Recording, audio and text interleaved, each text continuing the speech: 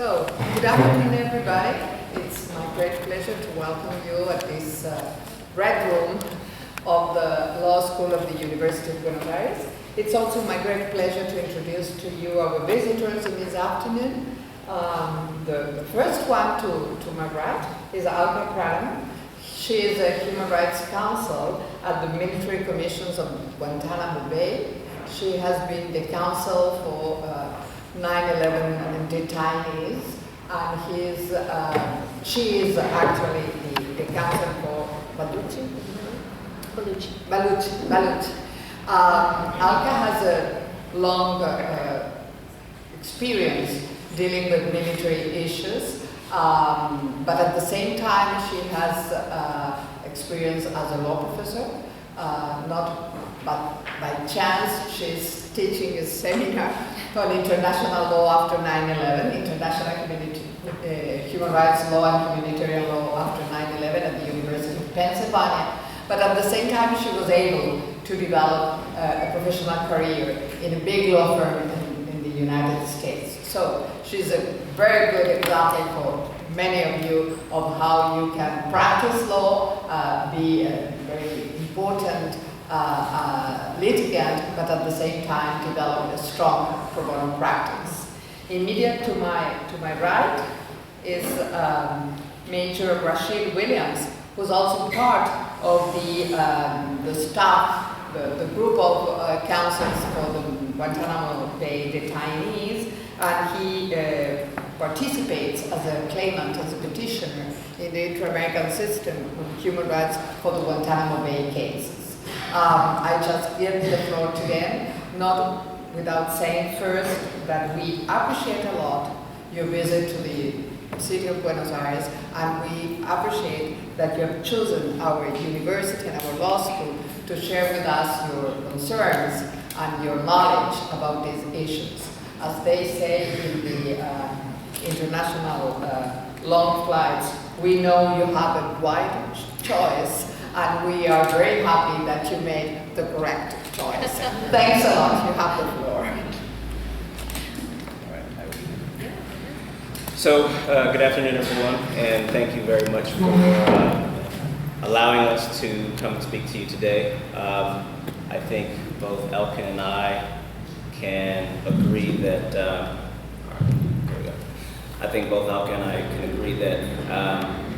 when we advocate for our client, Amar, we like to speak on his behalf. We like to give him a voice that otherwise will not be heard by others. That's our job as his attorneys, and we appreciate the opportunity to speak to you on his behalf here today.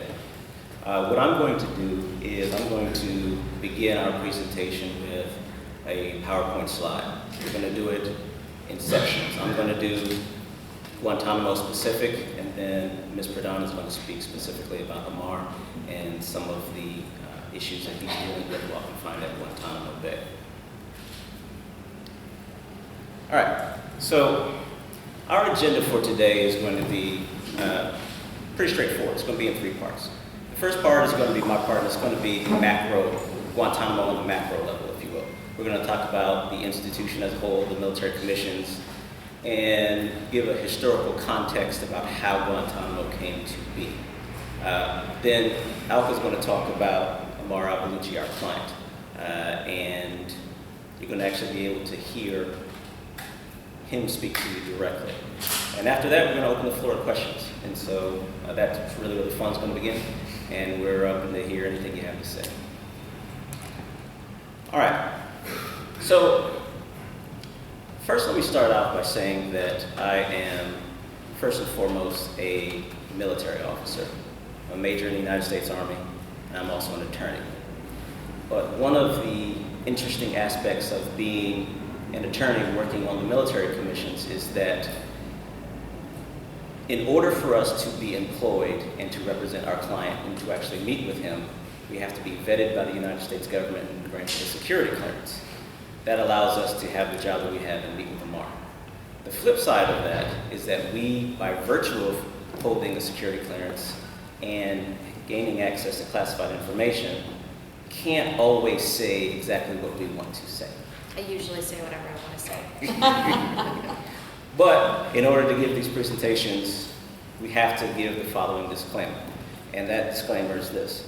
This presentation represents only our views as representatives of Ammar al-Baluchi. We do not speak on behalf of the United States government, the United States military, Department of Defense, or the Office of the Chief Defense Counsel. Nothing in this presentation is based on, confirms, or denies classified information. All right, so now we've dealt with the housekeeping matters of that. The first logical question is, okay, so who are we? And what gives us the ability to speak about what goes on at Guantanamo Bay? We work for an office called the Military Commission's Defense Office. And the best analogy I can use for what we are and who we are is that we basically are the Federal Public Defender's Office for Guantanamo Bay. We have a staff of attorneys on our office, and we represent various detainees in the facility.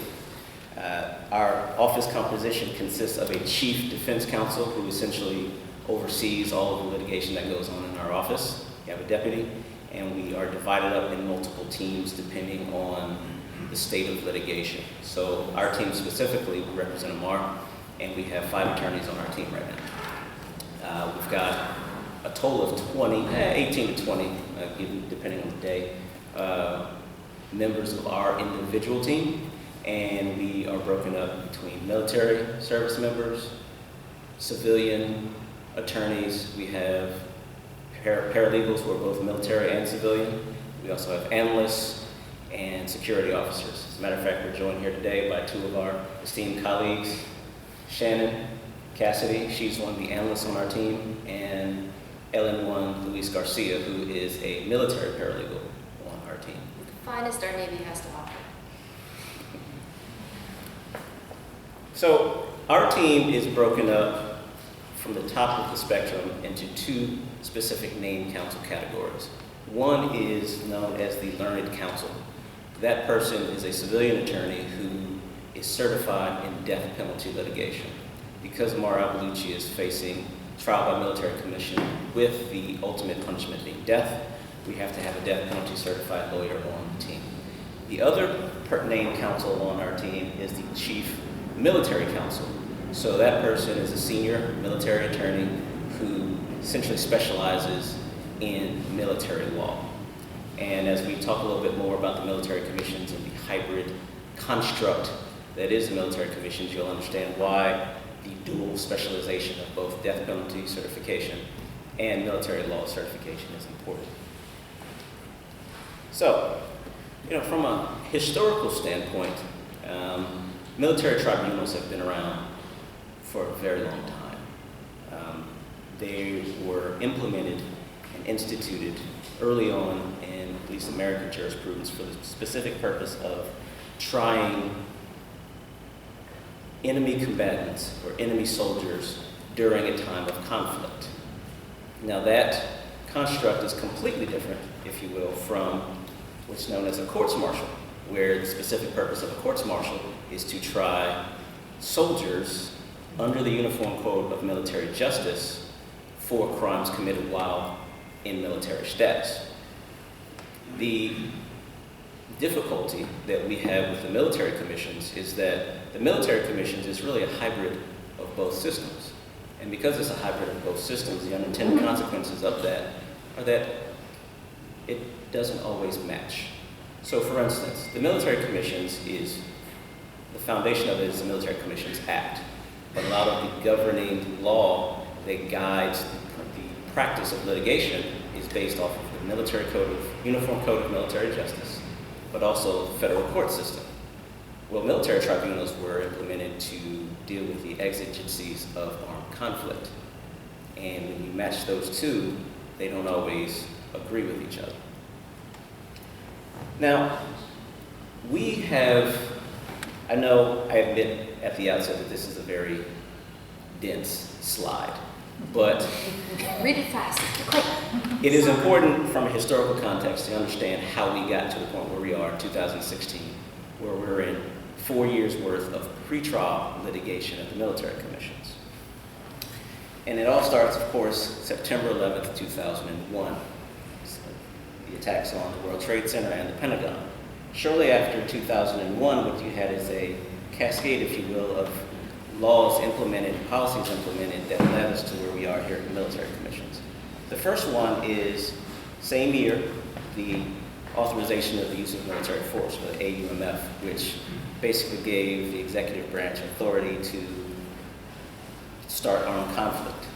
As you can see, shortly thereafter, the war in Afghanistan begins and the Patriot Act is signed into law.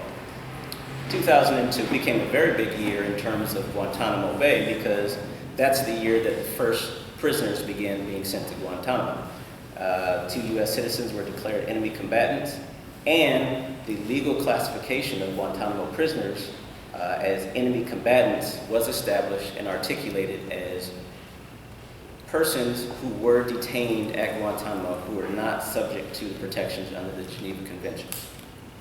2003, we began our second war, the war in Iraq. The torture memos, or the legal review of torture techniques, were written, and the National Strategy for Combating Terrorism began. Jump to 2004, what you have is really the case law that started to examine the status of detainees at Guantanamo Bay and what the scope of their legal rights were. So the two biggest cases I will point to your attention at in 2004 were Hamdi versus Rumsfeld and Raashid v. Bush. Both of those cases were very important because the question presented before the court was whether or not people detained at Guantanamo Bay had the inherent right to challenge their own detention, also known as writ of habeas corpus. Long established right, it's been around since, the Magna Carta. It's as old a right as anyone has. But those detained at Guantanamo Bay, according to the government's argument, weren't entitled to that right. As a matter of fact, the best way I can describe the legal framework of Guantanamo Bay is it's the legal equivalent of outer space. So no rights that are entitled to anyone else somehow are able to reach these detainees there. And so Hamdi and Rasul challenged that notion of whether or not they had the right to challenge their own detention. They were successful. And the Supreme Court determined that yes, they did have the right to challenge their own detention. Now what follows from that, though, is Congress's reaction to the Supreme Court's decision in both Hamdi and Rasul, which was the Detainee Treatment Act, which articulated what rights the detainees had. Now you go to 2006, a year later, you have Hamdan versus Rumsfeld and the Military Commissions Act becoming law. So then Congress decided to articulate exactly what the left and right limits of detainee rights were at Guantanamo Bay. Also in 2006, the Communications Management Unit at Terre Haute was established, and in 2008, Boumediene versus Bush.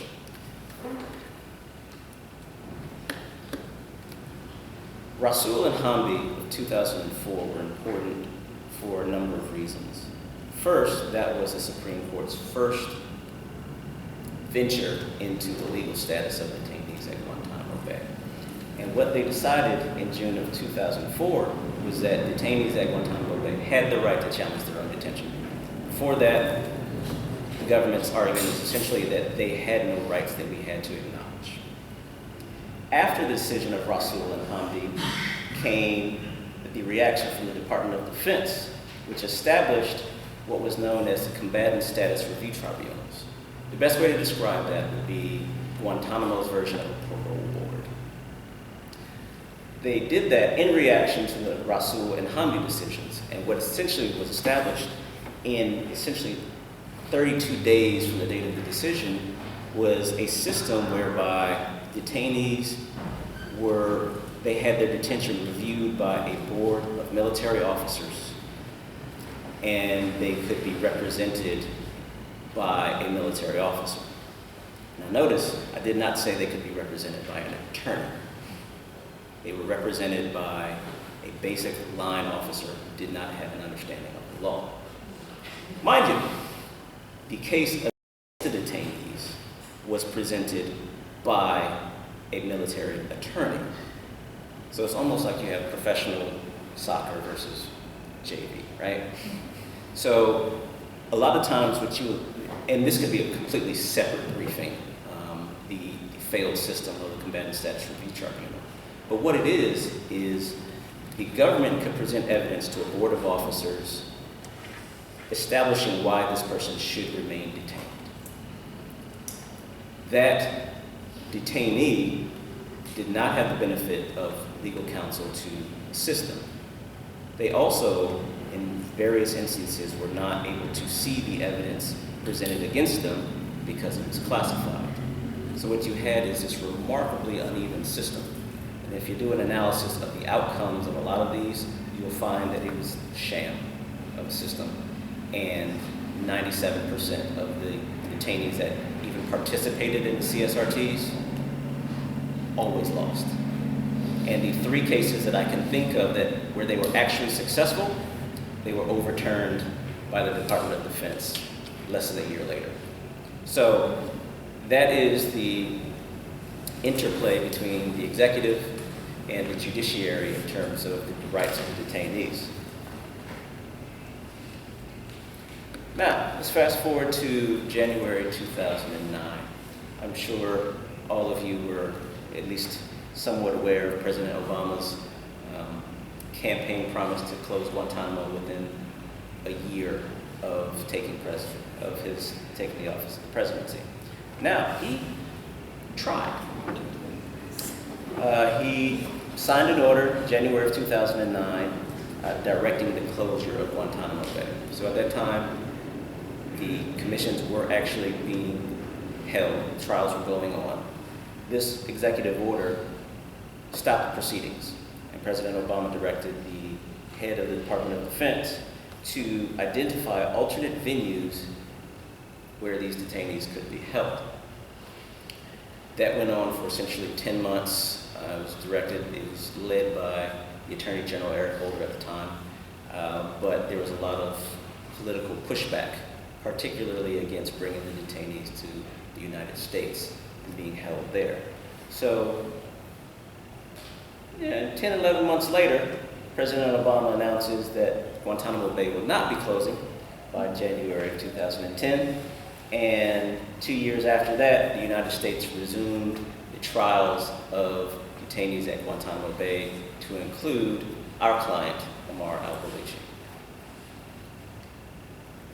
Now, I want to quantify Guantanamo for you.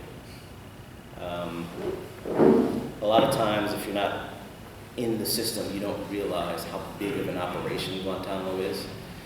At Guantanamo itself, the island and the base, there's a total of 6,000 personnel there. The numbers of soldiers vary, but there's civilians who are permanently stationed there, contractors, and soldiers come in and out. The number of detainees at Guantanamo Bay totaled 780 since the facility opened in 2002, and as of right now, there are 76 detainees still at Guantanamo Bay. The cost of running the facility annually is $445 million. Yes, for those of you shaking your head, it's the most expensive prison in the world, by far. And of the remaining detainees, 26 are actually approved for release, but the Department of Defense in the United States cannot find a host country that will accept them or will accept them. 34 now? I guess right. Yeah, just Okay. just the past few days. Correction, as of the last few days, it's up to 34.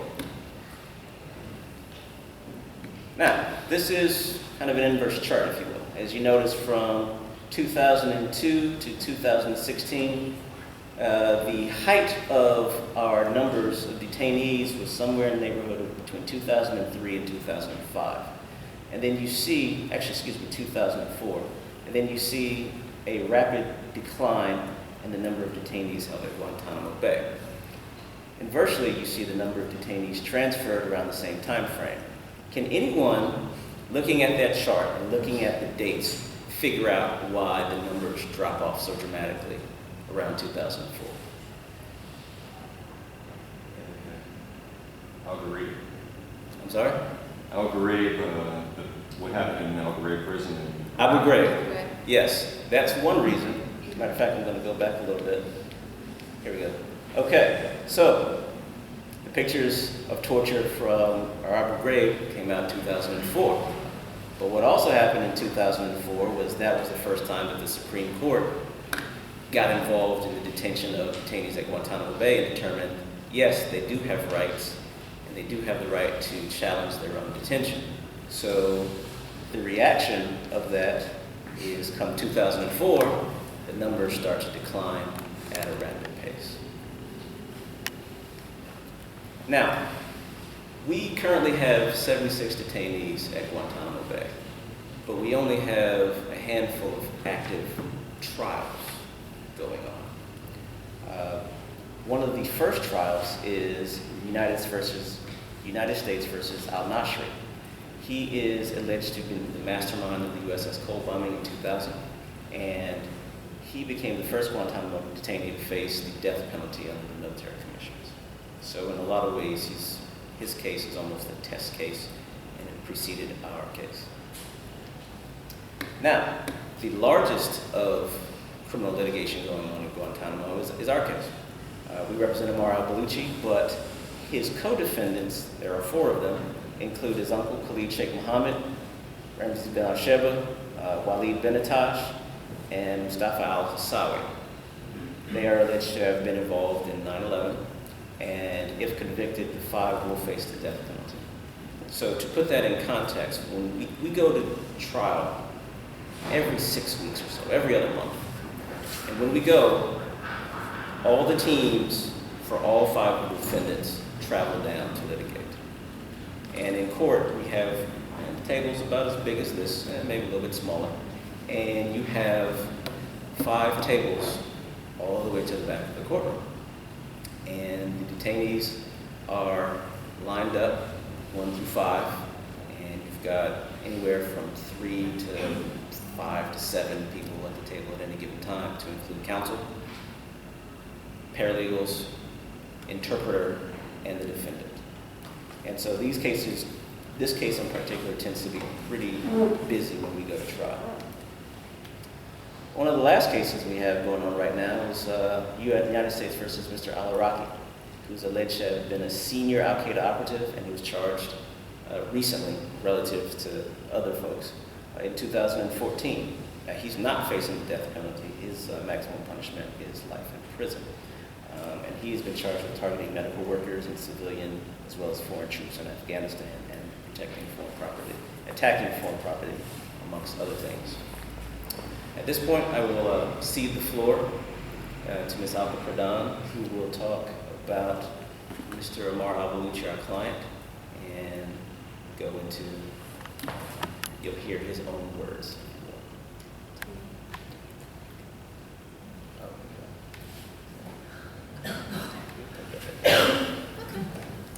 All right, so I'm going to talk a little bit specifically about our client, Ammar al-Baluchi, and then a little bit more about the very specific legal issues that we face at the commissions, with an emphasis on human rights, because that's what I know best. And we'll try to leave as much time as we can for questions. We welcome absolutely any questions, and we'll tell you if the answer would be classified or not, so we can't answer it, but we'll try to answer everything we can. Regarding Ammar is 38 years old. He's a Kuwaiti citizen. He was captured in Pakistan in 2003, and he was rendered to CIA custody. He was in CIA custody for 3 years, during which time he was cycled through a number of the so-called black sites. Everybody knows what the black sites are, the secret prisons that the CIA had all over the world, where they held detainees incommunicado, without access to lawyers, without access to their families. Nobody knew where they were. They were essentially disappeared for 3 years. During his time in CIA custody, Ammar was just brutally tortured. Everything that you have heard from the press, the waterboarding, the beatings, the sleep deprivation, the stress positions, all of those things were done on Ammar in different forms. The CIA, when you look at the memoranda that lay out the different techniques in a very scientific manner that were used on the detainees, as you can imagine in real life, those techniques were not always used in a very scientific manner. An example that I have is, this is Ammar's handwriting. He wrote this for us last year, and it's a description of how he suffered a traumatic brain injury in CIA custody towards the beginning of his time with the CIA. And what it actually describes is a technique called walling. And let me just stand up so I can actually show you. I didn't think you were going to get a floor show today, but so walling, the way the CIA describes it is that we just push you against the wall. We just push you against the wall using the tips of our fingers against your shoulders. And it just throws you off balance. Throws you off balance a little bit so they know who's in charge, right? What they did to Ammar is they took a towel, they wrapped it around his neck, all right, and they bashed his head against the wall. That's against the concrete wall. Over and over and over and over again. And you can see him talk about this there. And actually, if we can scroll down a little bit, you can read exactly what he says about it. Until the back of his head was bloody, and he passed out. He has never fully recovered from that. He still feels pain in his head. He still sees sparks in his eyes. As a result of that, he has been unable to sleep. As a result of the combination of that and the intensive sleep deprivation that he suffered for 3 years, to the point where he cannot sleep more than a couple of hours now at a time. He has all sorts of mental issues that he will readily admit. He has anxiety, he has PTSD, as one can imagine. He has trouble focusing, he has trouble with his cognitive abilities, which, thinking as a defense lawyer, greatly concerns me. I'm very concerned about his ability to assist in his defense as we move forward. He's very, very engaged in his defense at this point, but 5 years from now when we finally go to trial, I don't know. And that brings me to another issue, which is that the only fact that has ever been established by the United States or anyone else about Ammar al-Baluchi is that he is a torture victim. Nothing else has ever been proven, right? We haven't gone to trial yet. We're still in pretrial hearings. There are a number of allegations. You can Google all 5 of the 9/11 defendants and read all sorts of things about them, but the fact remains, the only fact that we have is that he is a torture victim. As such, he is entitled to medical treatment and rehabilitation, especially when he's in custody under Common Article 3, under numerous human rights conventions, including the Convention Against Torture. And the fact is, Ammar has been at Guantanamo for 10 years, and he has been completely unable to access any kind of medical treatment that can be considered adequate for torture rehabilitation. To the point where he and the other CIA detainees who were tortured, they talked to the medical staff at Guantanamo Bay, the medical staff that populate a medical facility, a hospital, that the government spent $20 million building, right? For $20 million, I expect some excellent medical care. He talks to the medical professionals and he says, this is what happened. You need to know how he got the injury, right? You need to know. And they say, we can't talk about it. We can't talk about that. We can't talk about that. That's classified. We can't talk about that. So he can't even tell doctors who are at Guantanamo about how he got these injuries.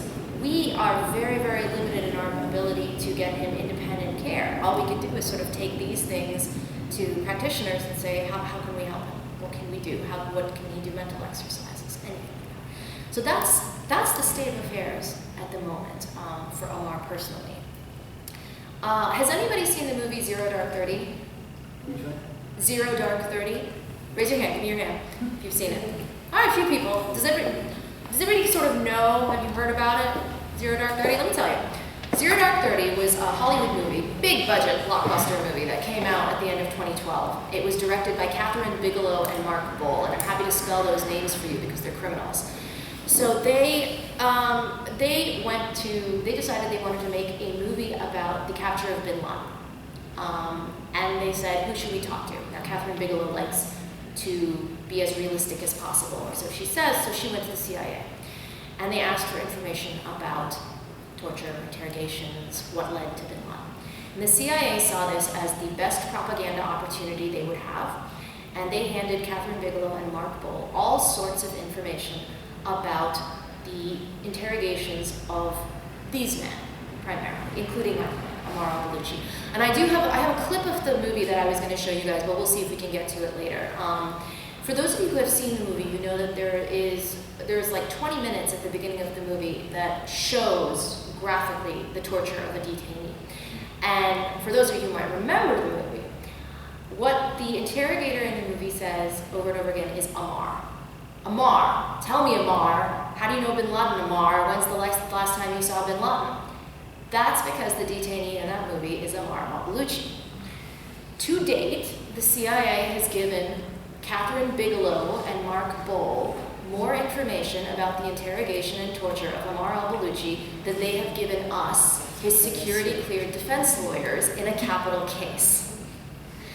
We are, it's the kind of thing that makes you kind of crazy at the military commission. So we have litigated to attempt to get those, those details, that information. What have they told them? We learned a lot about Amar's interrogation from watching the movie, about things that happened to him, and we asked him about it, and he said, yeah, that is how they did it. That is. So yeah, if you want to see what happened to Amar, you're welcome to go watch the movie. I don't recommend it though; it's not very good, and it actually implies that his torture led to the capture of bin Laden, which we know from the Senate report that was released in 2014, which some of you may have heard about. We call it the torture report. Was not the case. The Senate concluded that essentially that none of the torture techniques used by the CIA at any point during their operations of the black sites resulted in intelligence that led to Osama bin Laden or anyone else. That's quite a conclusion.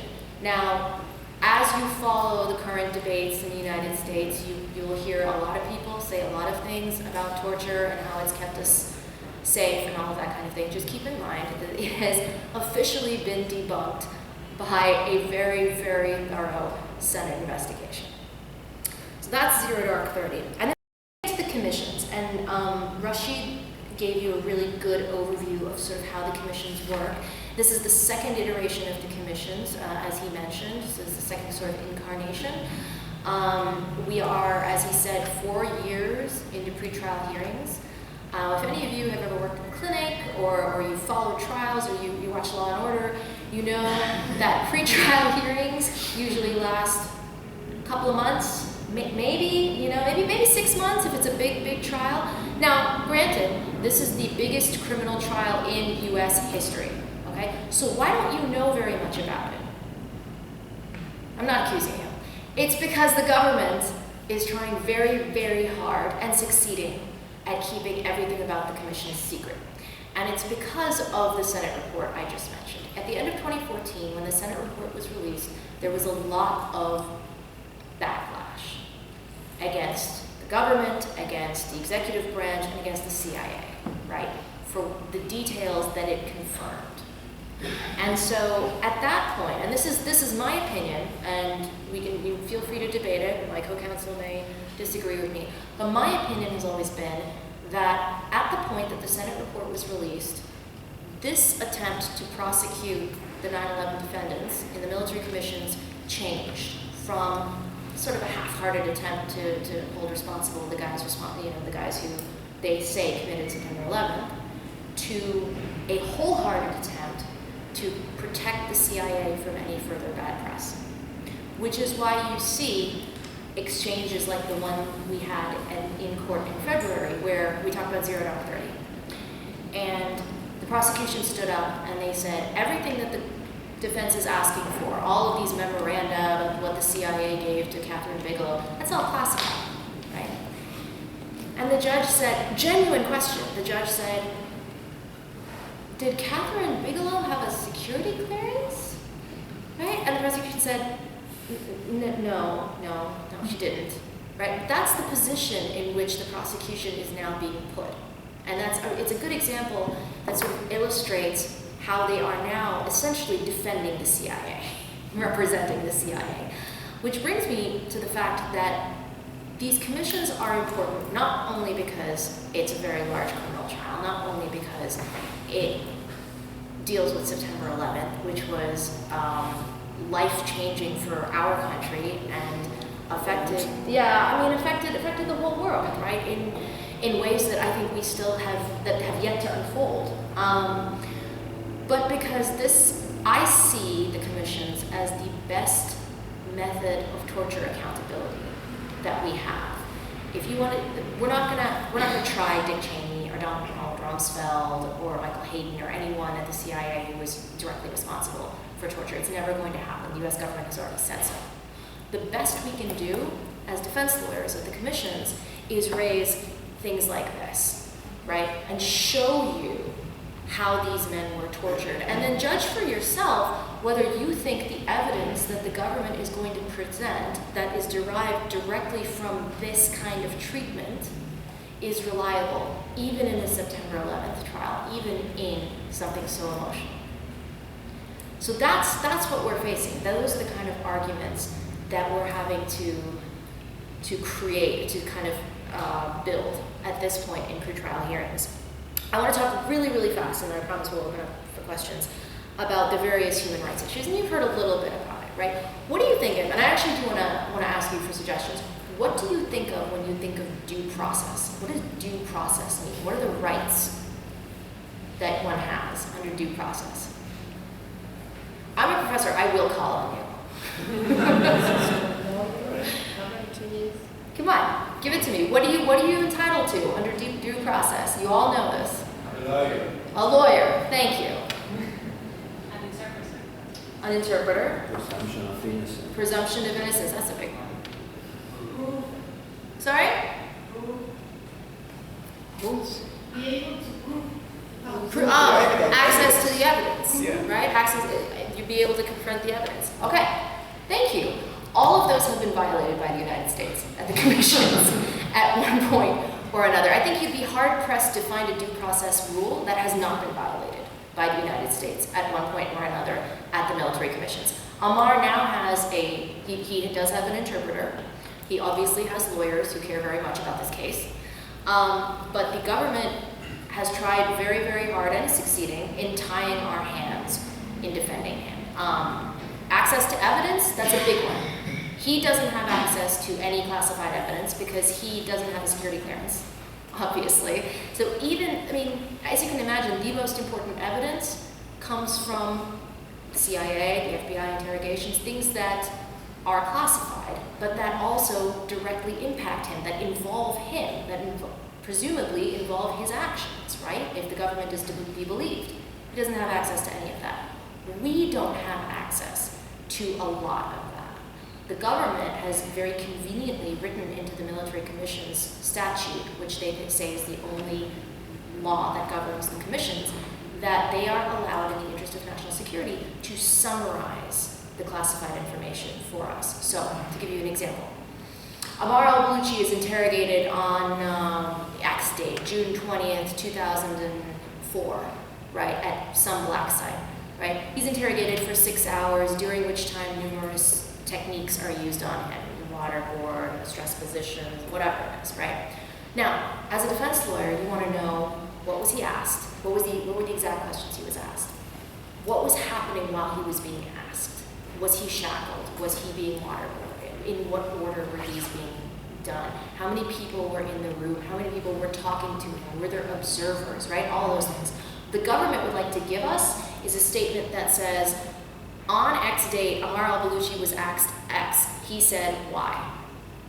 Do you think that's adequate in a capital trial? It's laughable. So every time we get something like that from the prosecution, we have to litigate. We have to go back and say, this is not adequate. This does not fulfill the standard in a death penalty case. So that's one issue. The other issue that I want to touch on really fast is torture-acquired evidence. Are we allowed to present torture-acquired evidence in any civilized country anywhere in the world? No. I mean, it's basic, right? It's Convention Against Torture. It's Article 15. However, at the military commissions, torture-acquired evidence is out, right? They recognize that. That would be a bridge too far.